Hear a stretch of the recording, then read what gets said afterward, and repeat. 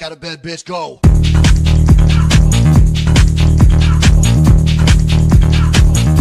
Get up and get the guy go on.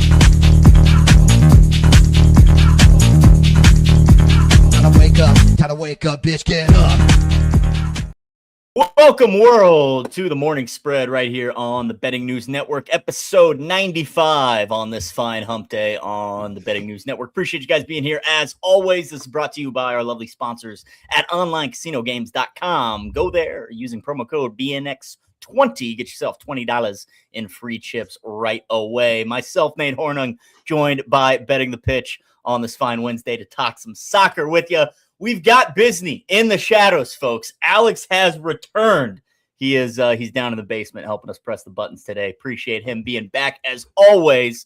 And yes, Chef, it was always Jude. We're going to find out today as England takes on Argentina in our second World Cup semifinal. Mr. BTP, how you doing? Happy hump day. Happy hump day. Good morning, Jeff. Yes. I give it to me all show. Just absolutely got washed yesterday. I deserve it. So hey, it happens. Deserve it. It happens. Yeah. Today's a new day. Yesterday's loss is behind us. New day today. We got a few more World Cup matches, just down to 3 games. 2 of them really actually mean something, but maybe we'll see France bring some fire on Saturday, depending on who they're facing in that third place game. But man, did we expect what we saw yesterday at all? Because, I was on the under. I was expecting a low-scoring game. I did not expect a Spanish domination like we saw yesterday on the pitch.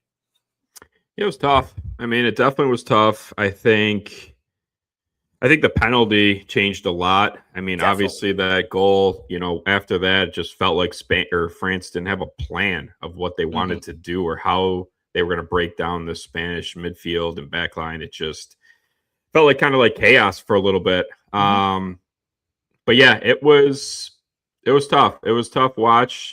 Obviously being on the French side, a lot of futures with them and things like that. So props to Spain. I mean, they just, they looked great. They finally showed up. This was their best game of the tournament. This was France's worst game of the tournament. Yep. And, they're moving on. And you can't have a performance like that against a team like Spain and expect to win. So, right. No, it was kind of like, not to compare France to the U.S., but the U.S. chose to have their worst game of the tournament against Belgium. And unfortunately, France did the same thing when it mattered against Spain in the semifinal. And yeah, it seemed like after that penalty, the game plan was out the window for the French. And, you had 2 teams that had not played from behind yet in this tournament. So maybe there was a little bit of panic, like you said, that just, hey, what do we do now? Now we really got to go, really got to score. And I mean, the Spanish defense just locked in on Mbappe, did not give that guy any space, always aware of where he was on the pitch, even if he does, dribble through 3 guys and somehow still ends up with the ball on the other side of the box. But they did a great job marking him and just keeping the French attack kind of in check all game long, which is, what they planned on doing. And I think that the early penalty obviously helped them even lean into that game plan a little bit more of, hey, okay, now we got a 1-0 lead. Now we really can just possess and kick it around and essentially play keep away, which is kind of what we saw. But I was sweating that under till the very last minute, man. I mean, even Spain still going on the attack up 2-0. I'm yelling at them, just stop, just play keep away. You don't need to score. Thankfully, Yamal was offsides for that one. But it was. Go ahead. Go ahead. I was just going to ask what your thoughts were on that penalty. I mean, you don't want to see that, but I mean, you got to call that, right? Yeah, I mean, it's the rule, I guess. Yep. At the end of the day, I mean, you can't kick a guy. You can't karate kick a guy. You just can't. In the box. But at the same time, it's like, if you want to put on the other hat and say, okay, was it a handball? Like, did the ball hit his elbow prior to the foul occurring? Because if that's the case, then it probably should have been just a France free kick from that point. Now, another thing I wanted to ask you, hypothetically, let's say hypothetically let's say a Spain player kicks the ball, goes up in the air just like it was. Yamal's running towards the goal. Yamal does the same exact movement. Okay, the ball hits him in the same exact spot. only it ends up going into the net. Do they call that a goal? No, there's no kicking, there's no foul, there's no nothing. It's just Jamal going like this. It's just off, off, and it hits him and it goes in the goal. Would they have called that a goal? I'm curious because I heard that someone was talking about it and I was like, that is interesting because I don't think they would have. I think they probably not. Right. And maybe given a handball there. It that just clearly occurred before the foul. Right. So, yeah. I don't know. I mean, people say it hit the shoulder. It looked like it hit elbow. I mean, regardless, we're talking about it because this is what we do here on the show. Right. At the end of the day, France were garbage. I mean, they deserved to lose 100%. That game. But right now, we're just talking about this penalty and trying to play devil's advocate here on both sides. Right. I mean, I don't know. Like I was thinking about it. Like, okay, if that happened and he was like charging the goal and it hit him in the same exact spot, he was in the same exact position, doing the same exact movement, throwing his body like that. Right. Would they have counted that as a goal or would they called it back for a handball? I think in that instance they would have called it a handball, right? Because I mean, it wasn't all the way up on his shoulder, but it certainly wasn't on the crease of the elbow. It was kind of in this tricep area, which is tough. But I think if there was a goal involved, I think they call that back, right? Because France's bench would have been up in arms and screaming for VAR, and obviously VAR would come into play with it being a goal scoring play. So I mean that's tough. But yes, I would think if that exact play motion resulted in a goal, they probably call that handball. Which begs the question that occurred before the penalty did. Do you need to make that call? And I mean, and I get the rule. I mean, at the end of the day, I guess if you are following the rules, that was the right call. It was a penalty, 100%. But it's just it's so hard to see it. It's just like obviously his intent was not to kick Jamal. No, of course not. I felt like Jamal knew what he was doing, and challenging that ball and maybe trying to draw a foul, smart on his part. Absolutely. And then just careless from the French, left back there to just kind of swing his leg and try to clear it. Again, it was just, I think it all had to do with maybe just Spain, the pressure they were putting on France. He just obviously wanted to just get the ball out of there. They weren't very confident on the ball and controlling anything at that point in the match. So I think all that came into a factor. But yeah, that was tough. I mean, that obviously sucked. And then after that, it was just, there was no, what do we do when we're behind against Spain? I felt like, there was no, like France didn't have a game plan for that. I felt, which was odd because, I mean, I guess they just came in there. You're playing Spain. There's obviously a chance of, hey, if we go behind, this is what we got to do. What do we do? Right. And just no one played well. Dembele was a ghost. Olise was pocketed all game. Mbappe didn't have his best game.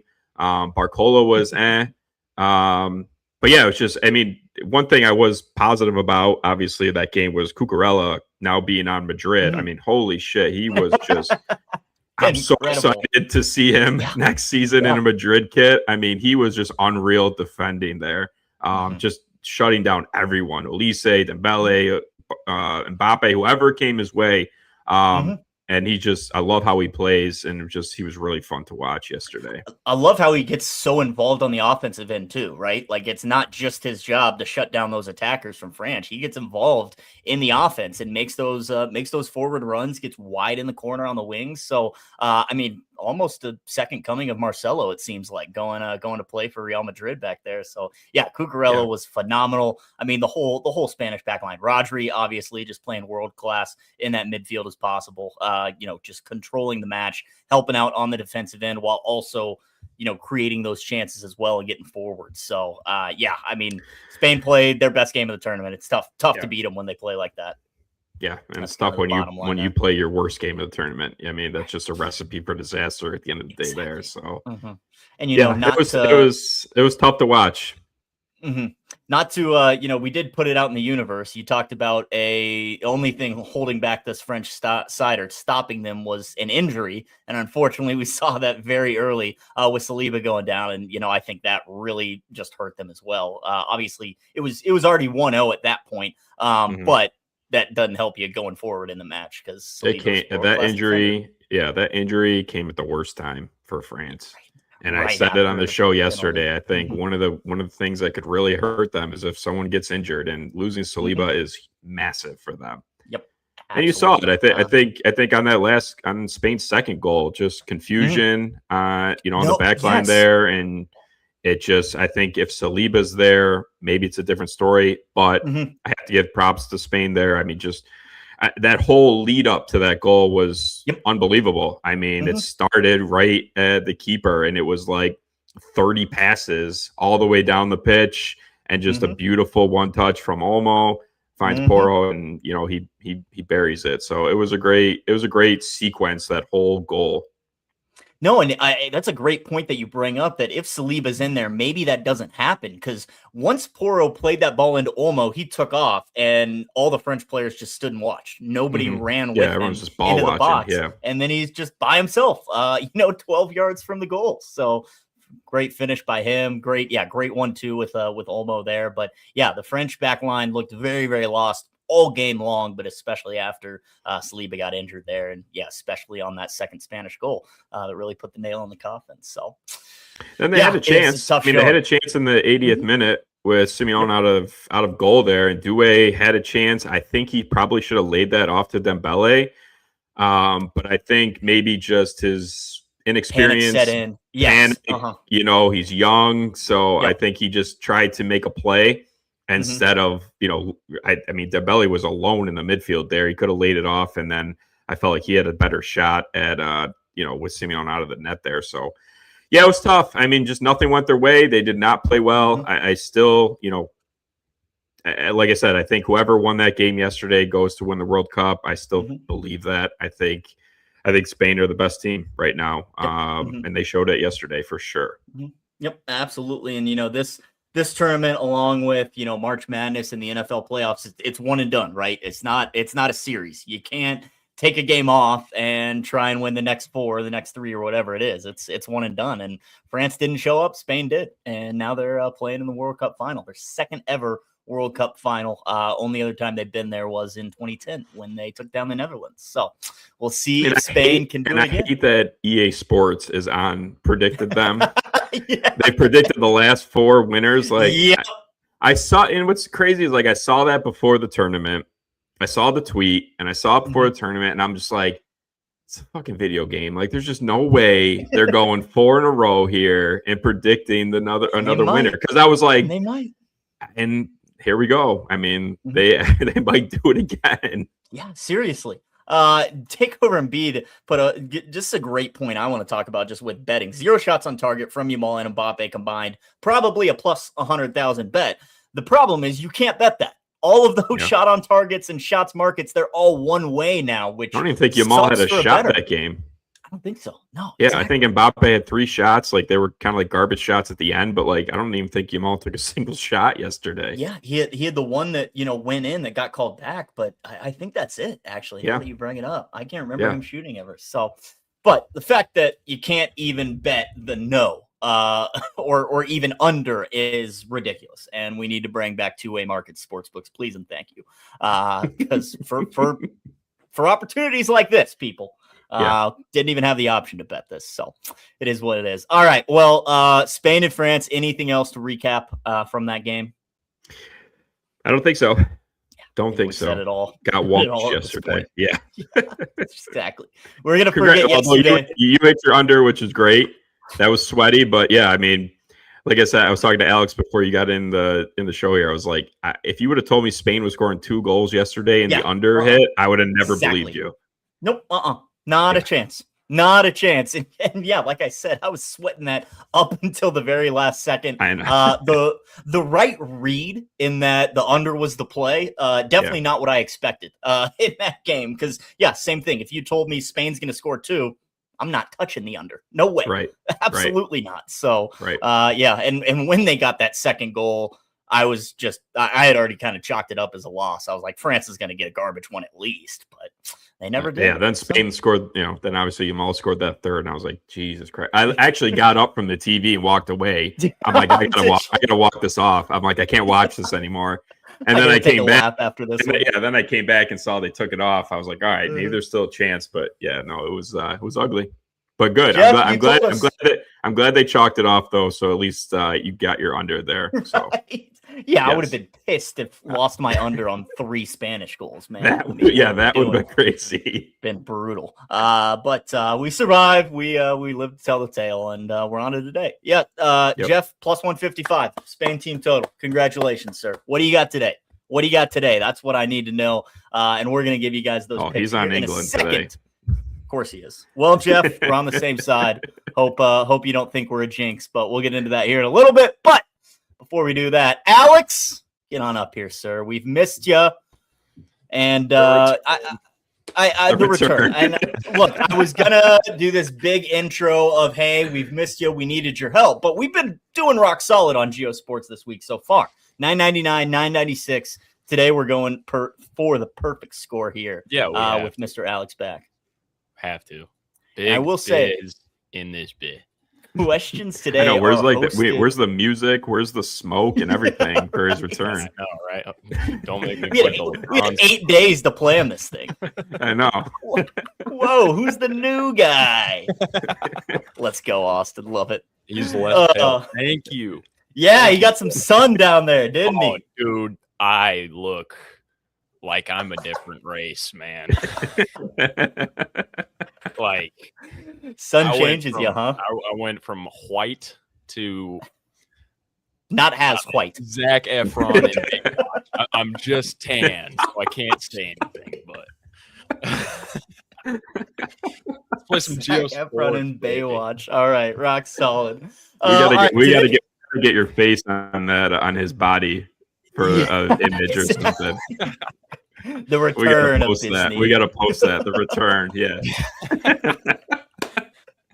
All right. I've heard questions today are going to be a little tougher. As you can see up at the top there, they're written by Mr. PFT Commentator, if you know who that is. All right. Let's see how we're doing. Commenter, words.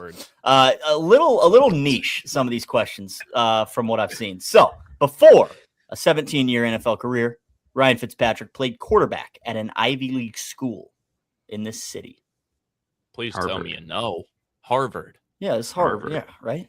Shout out Harvard. Like outside of Boston, yeah?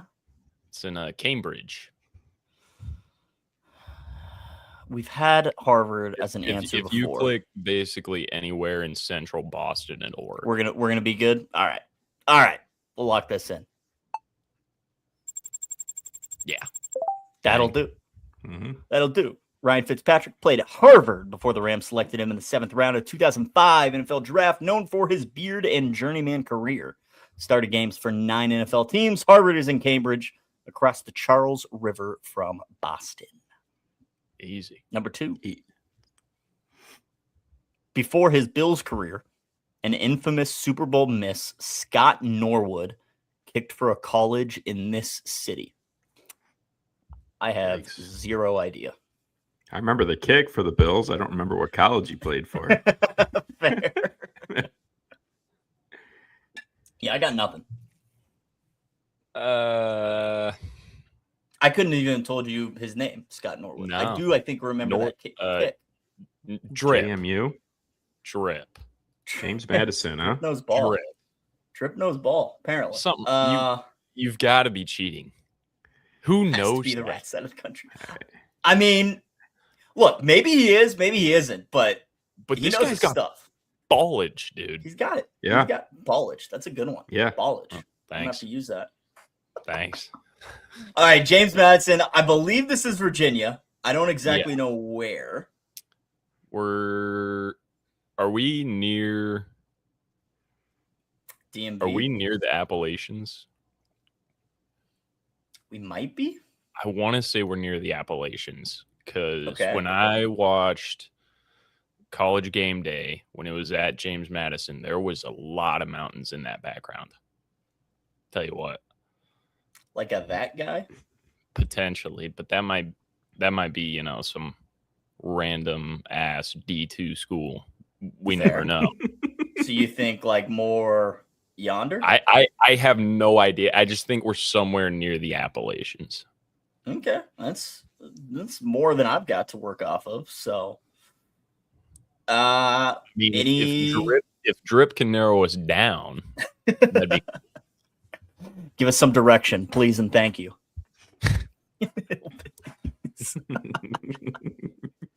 Drip, any direction, Drip. Drip to. I don't know. I think we just got to roll with that now. That's money. That's wow. money. Okay. Say less. Say less. Bam. 0 miles, folks. 0 miles off. Scott Norwood, that'll play. Standout kicker at James Madison before spending his NFL career with the Bills, best remembered for the wide right miss in Super Bowl 25. JMU, based in Harrisonburg, and now competes in the FBS as a member of the Sun Belt. That's phenomenal. Rock solid. Yep. Rock solid. All right. Now we're looking for a D2 school. After being overlooked by his home state school, Danny Woodhead became a Division II legend in this small town. Oh, shit. Do you know? Yeah. Yeah, we're in Nebraska. We're at Chadron State. Okay. We're at Chadron State. So, northwest side of the state, up in that peninsula, up there. Yeah. Up there, like up there? Is that as far as we can zoom in? No, I can go more. Okay, there's the northwest corner. That's near the Sand Hills. We're up. I want to say more a toe hair north and east ish. So back east. It's like somewhere in there. I mean, there's no real metropolitan area to base this off of, but that's pretty damn close. Okay. You're the Nebraska guy. So is that where you like it? That'll do. It probably won't be perfect, which is what we're striving for. Fair. He's got to be cheating. Get him, Drip. Get him. Drip. I'll take it. Lock it in? Why not? All right. We're going to be in the general vicinity. Let's find out. Oof. Little more east, but that's okay. Little more east. There's I mean, there's nothing over there. Chadron, Nebraska. Yeah.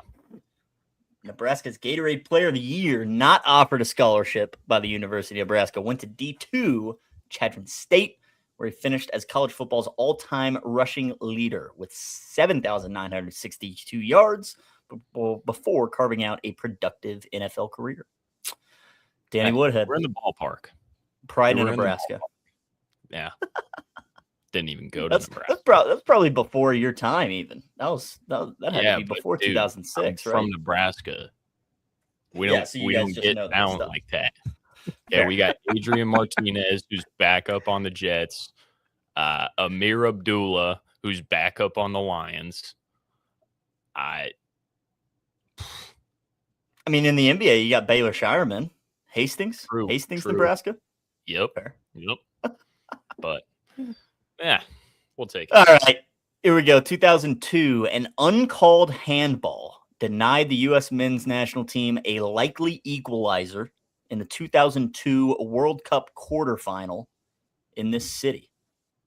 Oh, Terrence Crawford. That guy's a dog. 2002. This one was Korea, yeah? Yeah, I'm trying to think of. Jeff. In a World Cup quarterfinal, so maybe not Seoul. But maybe. I mean, do you know any other Korean cities? Not South. I know Pyongyang. Oh, shout out. Shout out. Mm-hmm. What's it? Where's that at? was gonna say, Seoul's up here. Mm-hmm. I mean, that's a nice little metro area. Yeah, That's a nice A lot of little mountains metro over there. area.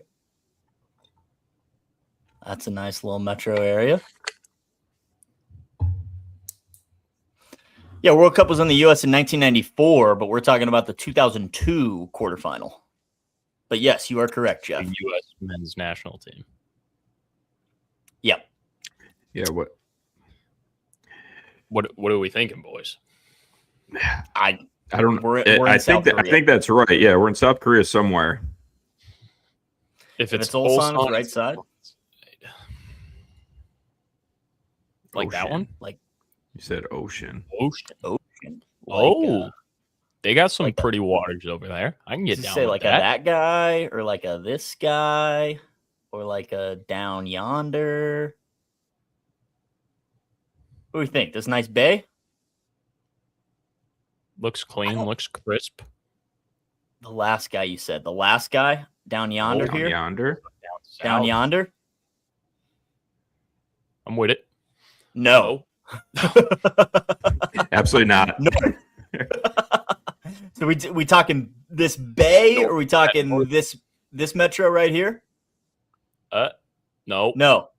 Bay. Where The we bay. were. We're going to the bay. Bay. North, middle, south. Where are we at, Drip? North, middle, south. North, middle, south. Right there. No. Yes. No. Yes. No. Yes. No. South. South. Yes. South, No. South. South. Right there. This one. All right, this that one. one. Right here. It's Final that answer. one. It's that one. That's the middle. The south marker? Like down here? You said no. No. That yes is too. It's too. It's quick. got to be the middle one. It's got to be. It's got to be the middle one. It's got to be the middle one. It's got to Okay. be right there. Middle of those. Middle of those. There it is. Okay, right there. We're gonna do all this, and it's gonna be Seoul up top here. I just here we go. Let's lock it in. Man. Jesus fuck. Trip, man. This dude does not miss. This dude does not miss. The U.S. men's team pushed Germany throughout the 2002 quarterfinal, and Ulsan lost 1-0. Torsten Frings blocked a goal-bound shot with his arm on the line, yet no penalty was awarded. Germany reached the final, while the result remains the U.S. men's national team deepest modern World Cup run. We gotta link this guy. Get him on the stream. Absolutely. ASAP, 100%. no Rocky. Because we are one more perfect score away from a 998. If we can get this question correct, for 25 years, the Rugby 7 series stopped at this stadium, whose south stand rained beer and worse onto the pitch.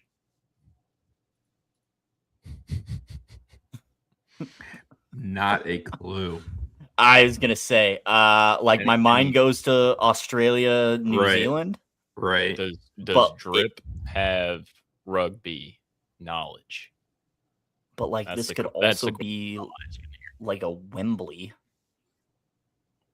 Mm-hmm. South stand rained beer and worse onto the pitch. And worse? What's worse? I was gonna say, what's worse? I'm also curious. Piss. I was just thinking that. We were all thinking it. Someone had to say it. Yeah, you said it. You said it. Indeed. Yeah, my mind's going to Australia, New Zealand. Yeah, I mean that's like the only two things I could think of for rugby. I know, but do you no, Drip.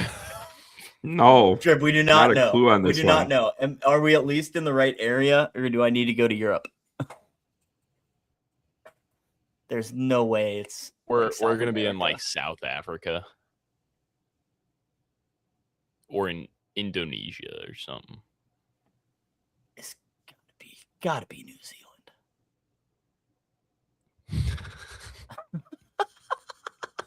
I can't even bring that one up, Jeff. It's not Donkey Kong, but close. What? Donkey Kong? Like Hong Kong? Yeah, like Hong Kong. Right, there it is. You know where you're at on the map here? I figured it out. Hong Kong's this guy, no? Yes. I'm pretty sure that's Hong Kong. Yes. Beijing's up here. Uh-huh. All right. Let's lock it in. Oh, damn. Not even going to narrow it down. Just dropping the nuts. Dropping the nuts. Way off. 67 miles. 67. That's 67 miles? Holy hell. Hong Kong Stadium, though. Way out yonder.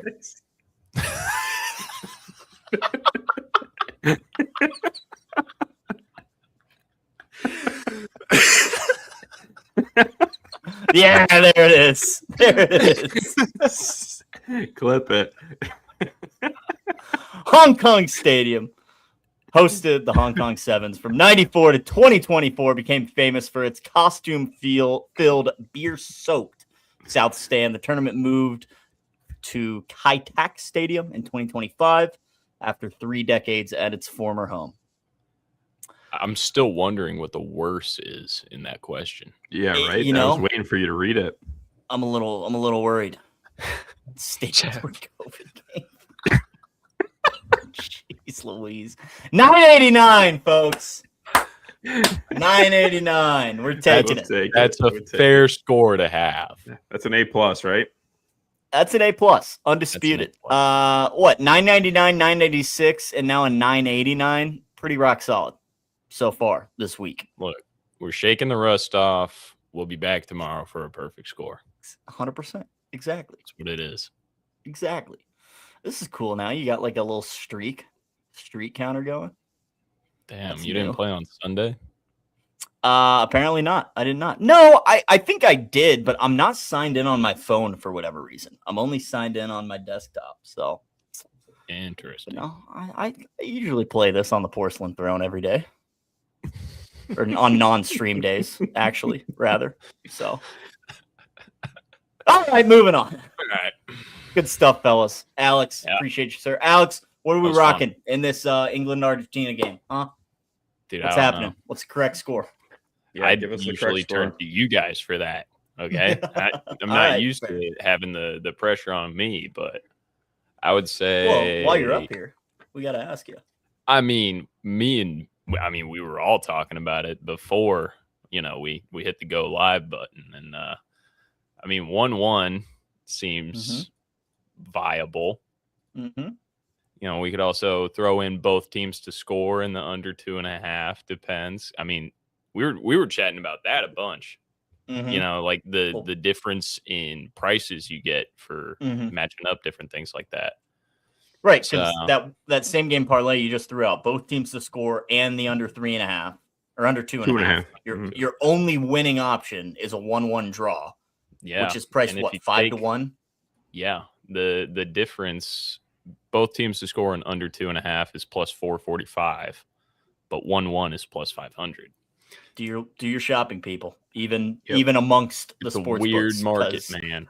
I mean, it's because other books, like we said, other books could be the other way around, where that correlation, is more than just predicting the correct score. So yeah, so we're just raising awareness, up, folks. Always raising awareness. That's what we're doing. As sharp as these sports books are, sometimes there's things that don't add up. Indeed, there are flaws. Absolutely. All right, well, 1-1 correct score from Alex. That's what we got. Plus 500. Cool. Why not? All right. We'll see if we agree. Yeah, we will. All right. All right. Get out of here, sir. Back to the basement. Appreciate you playing GeoSports. As always, shout out Frank Mike Smith for the game. But we got to talk about today's game, today's semifinal match between England and Argentina happening at Mercedes-Benz Stadium in Atlanta this afternoon, about 2.5 hours from kickoff. And Argentina still a dog, plus 200 on the money line. England about plus 165. BTP, what are your thoughts on this match? Yes, I'm not picking a side. I just can't. I can't go against Messi, and even if I'm leaning England, I just can't do it. So not picking a side here. Okay. I'm leaning the over 2, the Asian total over 2 minus 135. I think we see at least 2 goals. Like Alex was saying, 1-1 seems definitely doable. Could see 2-1 either way. If it gets to that point, maybe even 2-2. I just, I haven't been impressed with either side, midfield or back line. but there's, similar to the game yesterday, there's just too many skilled players on the pitch to, not see goals here or quality chances from either end. And then obviously in a controlled environment in dome is always a plus.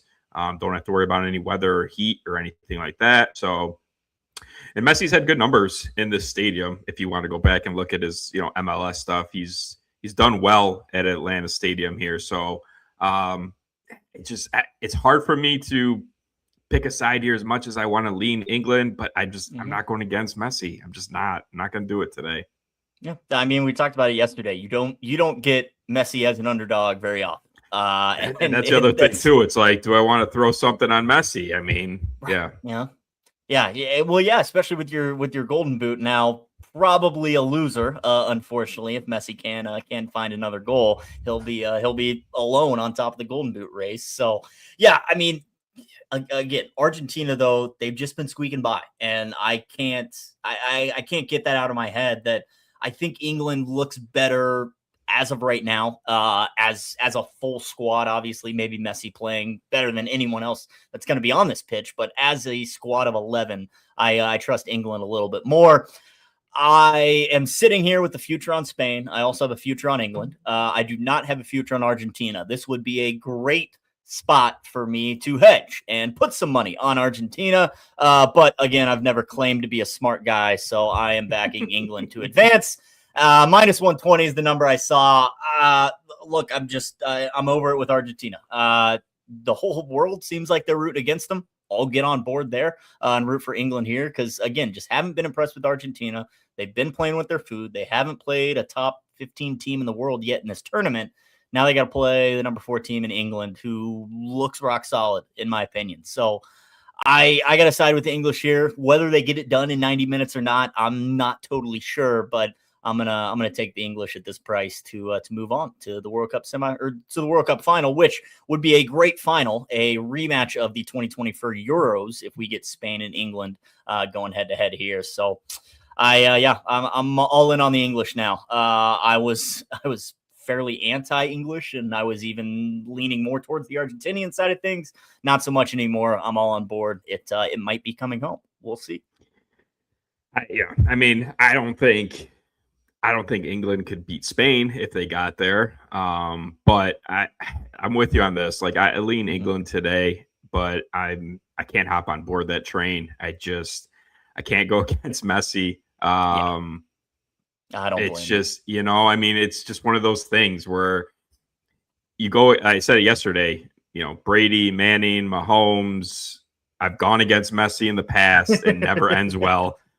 So it's just like one of those things. I'm just going to sit back and, either enjoy his masterclass or, see him, get knocked out in the semis today. But I think we see some goals here. I feel like this could be similar to yesterday where, maybe one team kind of controls the ball early. But if that first goal comes, then it maybe kind of turns into some chaos. And we could see some back and forth. And chances at both ends. I don't expect Argentina to, lay an egg like France did yesterday. Right. Definitely a more experienced side, obviously with Messi and company and DePaul and all them leading the charge. I think they'll figure out a way if they go behind. They'll have a plan. I mean, they've been here before. They've, they were here 4 years ago. So, I think the pressure. Again, we talked about it yesterday. The pressure was on France, and they just didn't show up. I mean, who do you think the pressure is on here? I mean, would it be England? I mean, Messi's coming off. Messi won the World Cup 4 years ago. He finally got that monkey off his back. Now he's just going for adding to the legacy. Back to back would be incredible. So I feel like the pressure is certainly more on England in this matchup. And it seems like that's where the general public is leaning too. I've seen a lot of England, haven't seen very much Argentina to advance in this one. So yeah, I would say the pressure might be a little bit more on this English side coming in with being the favorite against, I think Argentina's still ranked higher technically in the world. So, but English favorite here. We'll see what happens. Who actually brought up a good point. This is Messi's first time facing England in his career ever. Yep. So it's not like he's familiar with a lot of these players, even because, Right. you know, a lot of the English back line is in the EPL. Messi's never played there. So, yeah, I mean, maybe that comes into play a little bit, the unfamiliarity. Maybe that leads to both teams kind of feeling each other out for the first 45 minutes, first half or so. But I hope that we get some fireworks and get some goals after yesterday's match, where it was very one-sided, fairly boring through a lot of the match just because Spain was playing keep away. But hopefully we do get some back and forth here. So. Yeah, like I think this could be a good spot to maybe, if you're not feeling anything confident pre-match, to wait for that first water break. Fair. And maybe just see. I mean, we've talked about this before on past shows where that hydration break comes, and then it seems like one team makes a very key adjustment and they find a goal before half, or they spot something in their opponent and they make a change, and they find that goal right before halftime to get some momentum going into the second half. So if you're not feeling anything pre-match and you just kind of want to maybe get a feel for the game, I feel like this could be a game that maybe goes to that first hydration break 0-0, and then we see a goal before half and things just kind of open up that second half from there. Yeah, no, I can see that as well. Drip asking us for our thoughts on Argentina for 3. Is this the team? Argentina team shots on target for 3, Messi to score assists, and then the away team for over 2.5 corners. So Argentina over 2.5 corners. I mean, if I gave out Messi 2+ shots on target in my article today. Okay. So I do like Argentina to get the ball on target today. So I like that. Messi to score assists is a play you could even play solo. He's like plus money at that number. I mean, that is another thing that just never happens. I mean, I got it on Hard Rock. I got it on Hard Rock at plus 100. Messi to score assists. So interesting. Yeah, I mean that's something you could play by itself if you really wanted to. If you have multiple books and options, and you could search that plus money play. But yeah, it's just if Argentina do anything today, it's got to be through him. I mean, I would, if Argentina scores 1 or 2 goals today, obviously like the chances of Messi being involved. I like Argentina to get balls on target for today, shots on target. And, I mean, England, gave 4 shots on target to Norway, 5 shots on target to Mexico, 2 to Congo, I believe they played after that. Okay. And then obviously the Croatia game, which was, another jam-packed game. I want to see what they're for the tournament. Let me see what they're conceding for the tournament. So, okay, so Argentina is 4th, averaging 6.5 shots on target this tournament. Wow. So them to get 3 is definitely, I feel, doable. I think that looking at the corners as well, I think that's doable too. With Norway picking up 7 against England, Mexico got 12 against England, and even Congo produced 3 against this English back line. So I would think Argentina is more than capable of getting 3 corners to go along with that parlay there, Drip. So and in theory, if they go down a goal, I mean that 100%. I think England would sit back and they would rack up the corners for sure. And I would feel like the corners is the hardest part of this parlay to come through, in my opinion. But if they go down, I think 3 quarters is no big deal for them. So Enzo shots from who. I don't hate that. I mean, he's getting more involved in the offense. Let's see. 1 shot. Where's Enzo? 1 shot for minus 330. 2 shots for Enzo at plus 135. So let's see. He's averaging 1.5 shots this tournament per 90. And then shots on target, he's averaging 0.6. So what's his shots number right now? 2 for plus 135. Doable, I think. I mean, I think at that point, it's probably just a plums play because plus 135. I think that's a playable number. It's not like it's it's not like there's not enough value in that line to me. I think plus Right. 135 is fair for 2 shots. Just a matter of is he going to be able to rip them from the midfield or get involved up top. So I don't hate it. I actually, whenever they were playing Egypt, I was live on the show and I talked about Enzo for 1 shot on target, which was like plus money at that point, and he ends up scoring the winner, which of course I didn't take. But I like Enzo. I'm an Enzo guy. Maybe that stems from me being a Chelsea guy way back in the day. But I like Enzo. I think he's a good player. So I think he'll definitely be involved. the one game. Yeah, I mean, the one game that Argentina were behind in this tournament was against Egypt. He scored that goal. He had 2 shots that game. But then he didn't shoot at all against Switzerland in the 120 minutes. Fair. I mean, he played 91 minutes, so maybe you can chalk that up to just the Swiss back line being really good. Right. But I mean, England's back line is no slouch. Right, exactly. And then you're looking at the matchups that they had. I mean, obviously they had to play Egypt, Cape Verde, Jordan, Austria, Algeria. I mean, they haven't played anyone of like real dominance at all. I mean, right. They kind of rolled through the group and knockout stages. So I mean, if I'm just like kind of comparing, trying to find some sort of a game that has maybe like the same script that could happen, like, they fall behind and then, who kind of steps up for them. Obviously Egypt, he got 2 goals. And then if you're playing, if you're looking for like a script against a decent back line, such as Switzerland, I mean, he didn't have a single shot that game. So, I mean, if I'm on Argentina, I just want to be on Messi. I feel like the books right now, the props for Messi are very playable. I mean, you don't get that very often, especially when we get back to MLS. You're not going to get that at all.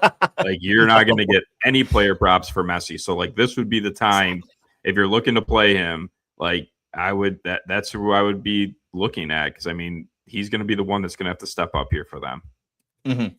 Jeff, I am looking to tail your Pickford over 2.5 saves, but unfortunately, I am seeing minus 130 as the best number available to me, which is absurd that you found plus 105 at your one book down there in Florida. But props to you, because I'm respectfully not going to tail at the minus 130 number.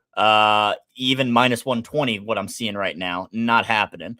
Yes, even saw minus 155 for that number. So Hard Rock giving you the best number there with Pickford saves for 3 of them at plus money. I would be all over that if I had the option.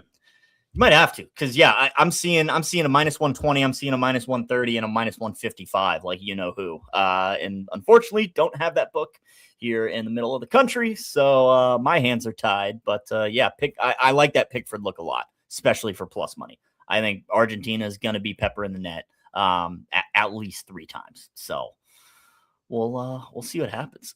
Stay off my place. I don't know where this is coming from. Why? Because of one play against France last match or something. I don't know where this is coming from.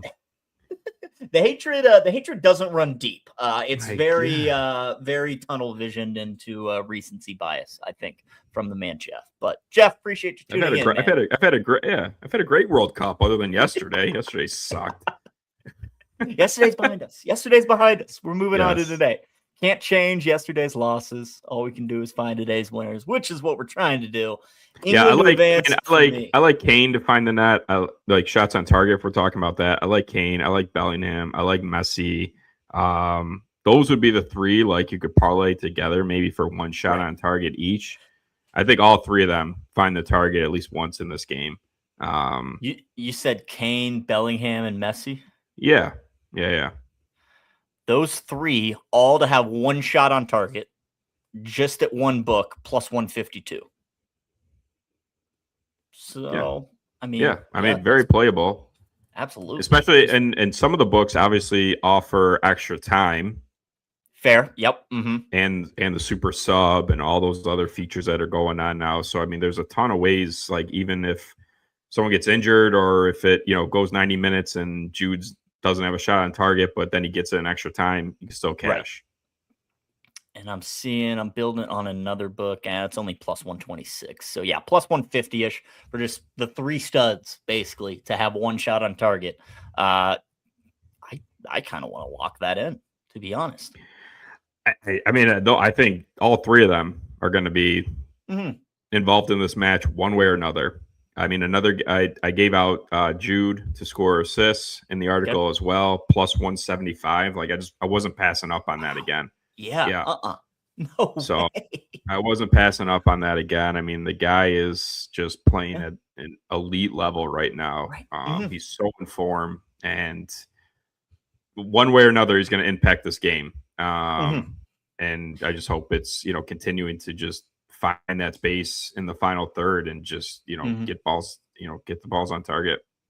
And that's, it's probably not in his mind at all. It shouldn't be. His focus should be on winning, but he's right there in the mix for Golden Ball and Golden Boot right now. So, adding a couple more to the score sheet really puts him in a driving position, especially with Mbappe being knocked out now.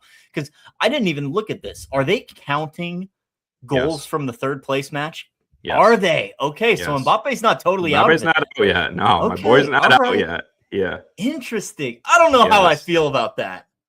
I had to look it up too because I wasn't sure either. Because I was like, do I just chalk off my, Mbappe Golden Boot future? And then I looked it up and it says yes, the third place game does count towards goal total for the World Cup. So I don't necessarily like that, but nothing I can do about it. So that's the rule, apparently. Guess I still got to sweat out Mbappe, apparently. I thought my Messi ticket was looking a lot better, but I guess not. I guess Mbappe. Yeah, I mean, I'm kicking myself. I think we talked about it last week for not taking Jude Golden Ball at like plus 400. Well, it was plus 400, I think, this week. I think it was plus 1,000 last week is what we were seeing. Or this week, something like that. Right. Yeah, I mean, I'm kicking myself for not taking Messi when he was like plus 160 for the Golden Boot, kicking myself for not taking Jude at like when I saw it at plus 400 for the Golden Ball, because now it's just kind of like one of those guys going to the final and one of those guys is going to have a very good chance at that award. So absolutely 100%. So is what it is. A lot of FOMO in this game, folks. A lot of FOMO in gambling is what it is. Can't get too high, can't get too low. But let's build up a little same game parlay for this match here. And I mean, you know what? I'm actually just going to lock this in right now before we build something else. I'm going to take Bellingham, Kane, and Messi all for one shot on target, plus 152. That's a playable number for me. Have some extra skin in this game. I'll add that to my card right now. But you and I, what do we want to start with for this same game parlay for England and Argentina? Do you want to go Pickford saves? Is that where you were looking? Yeah, I mean, I don't hate that. Okay. Yeah, I don't hate that. 30 is what I'm seeing. Okay. I mean, both teams to score. Do we like both teams to score? Yeah. I can get involved in that one. Okay. So Pickford saves, both teams to score. Plus 215 for those 2 legs. Yeah, I feel like we got to take either Kane or Jude for a shot on target, one of them. Are you feeling anyone more than the other? I'm kind of leaning more towards Kane just because the lack of his presence in the last game. So I feel like he'll be extra fired up to do so. Although, I mean, that's minus 330 compared to minus 190 for Jude. So, if you throw Kane in there, we got 3 legs at plus 281. If you throw Bellingham, it's 3 legs for plus 343. Which, I mean, isn't all that much of a difference. No. Yeah, I think we throw Kane in there. Let's throw Kane in there because I kind of lean with you on that as well. And then I'm trying to think what else we can put in there, but not be like totally exposed. Overexposed to so much, yeah. Because you could throw in Messi 2 shots on target, but I'm already playing that straight. Fair. I mean, do we want to go we talked about Enzo shots. We could just do one Enzo shot. I don't know. 330. I don't know if I'm feeling Enzo that much, if I'm being honest. Okay. I know it's like I wanted Jude. I just want to play everything Jude today. Like you'll be bumping the Beatles after the show. I know. Oh yeah. Let's try and think of what else maybe could be a little Athletic LT in this one. Shout out the NWSL. LT, is Sam Kerr back in the NWSL? I've been out of that league for multiple years now. I had no idea she was back playing in America. But yeah, oh yeah, she's playing for Gotham now. Cool. Hell yeah. Glad to see her back in America. All right. Well, do we just throw in Messi either to score assists? Might as well. Minus 115 is what I'm getting for that leg. 4 legs for plus 418. I've got Pickford for 3 saves, both teams to score, Messi to score or assist, and then Harry Kane for 1 shot on target, plus 418. Man, I like all of that. I like all of that. I mean, obviously, if we wanted to get like cheekier, we could just take Kane for goal score instead of shot on target. That would be real. That would be real degenerate gambling right there. What did those odds get to? Plus 608 for those 4 legs. Pickford 3 saves, both teams to score, Harry Kane goal, Messi to score or assist. Plus 608. I think that's it.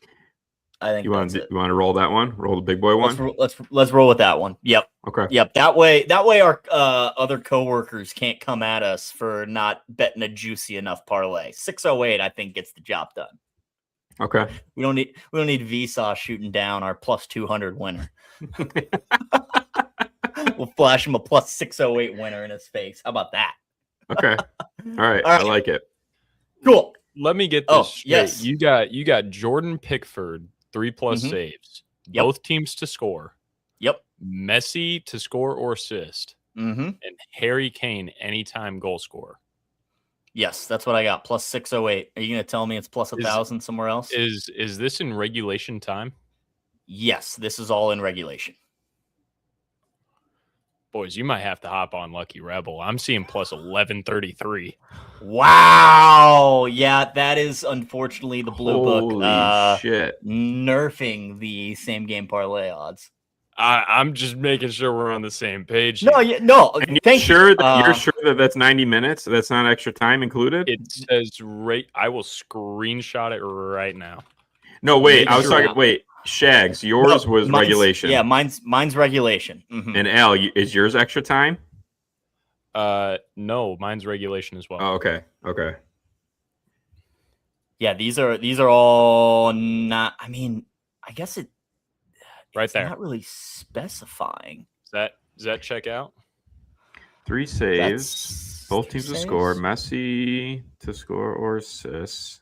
Harry Kane anytime goal scorer. That's what I'm looking at. All in regulation. 11:33. Does Lucky Rebel have extra time? I don't believe so. No, I don't believe so. What else? Okay. Messi to score assist. Yeah, I'm building this elsewhere. Odds disparity here is crazy, right? No, and I mean this is why you line shop people, even on these lotto parlays like this. For this exact reason, they got Pickford 3+ saves at minus 112. Both teams to score at minus 120. Messi to score or assist at minus 138, and Harry Kane anytime goal scorer plus 150. Oh yeah, no, it's definitely a blue book thing because I've got. What am I missing? I'm missing both teams to score, and I'm at plus 675 already right now on the green book. No, that checks out. So yeah, that's just the blue book nerfing those odds. Oh, it won't even let me add both teams to score. Because I have Harry Kane and Messi. Yeah, yeah. Bastards. Okay, well. And I wonder on the blue book if you take away both teams to score if the odds move that much. They probably don't. They don't move at all.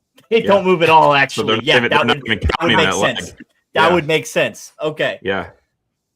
Yep. They're not even counting that leg. All right. So, we're going to take that leg off then. We don't need it.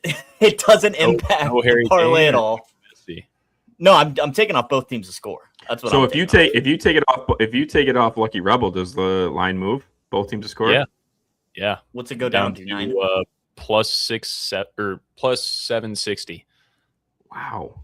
That's so bizarre. It's giving you 500 cents for a leg that already has to. That seems like an operator error almost. Might be a little algorithm issue there. That should not double the odds of that parlay. Putting in a leg that already has to cash. Yeah. Yeah. Wow. If you got it, play it.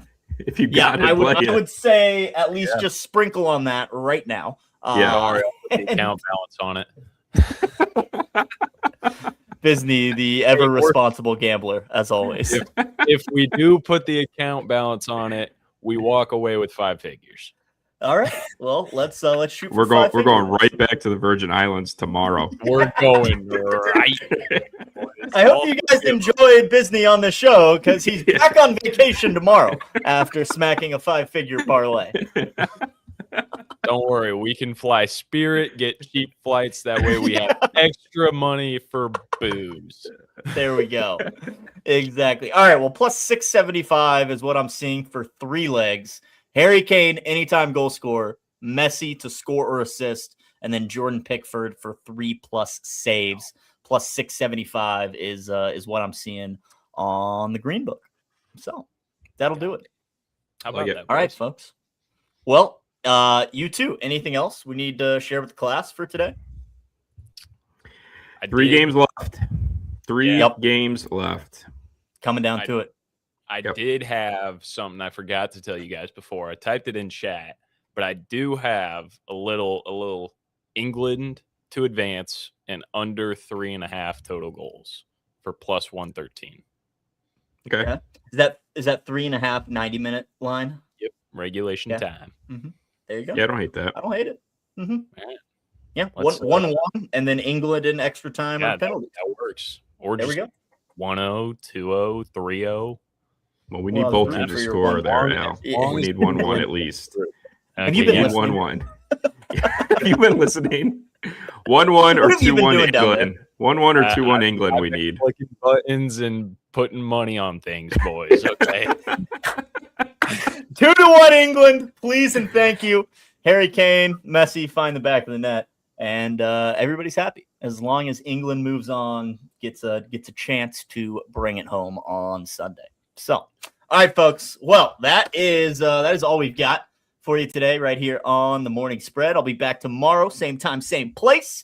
And come on back in 3 hours. 3 hours, we got the Fairway Forecast live on the BNN, 3 o'clock Central, 4 o'clock Eastern. Following that, Afternoon Espresso, as always, getting you guys ready for I was going to say getting you guys ready for the night slate, but, there's nothing going on today, really.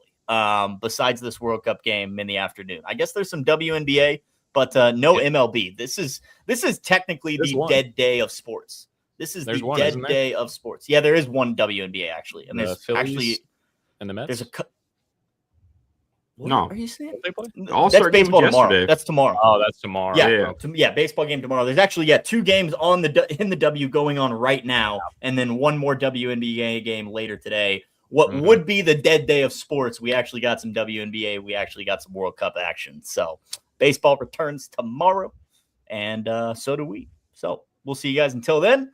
Last words, gentlemen. Go England. Go England. Go England. There you have it, folks. It's coming home. See you later, VA Argentina. And we'll see you guys tomorrow. Adios, people. Enjoy your Wednesday. Enjoy this World Cup semifinal. Peace. What you know about rolling down in the deep?